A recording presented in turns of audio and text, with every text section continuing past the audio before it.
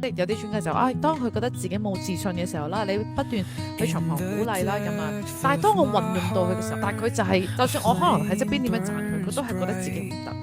咁我點樣先知道原來佢係我自信心問題啊，定係個障礙而令到佢有呢個問題呢？嗱，障礙咧你就唔多唔少都會影響自信噶啦。咁同埋大家見到噶嘛，當個小朋友咧去講樣嘢，其實我哋最好嘅角色咧係去聆聽。嗱，當你好唔知咧點算嘅時候咧，你可以做一樣嘢，你重複佢講嗰句説話。你覺得自己唔叻啊？通常就會有嘢出嘅。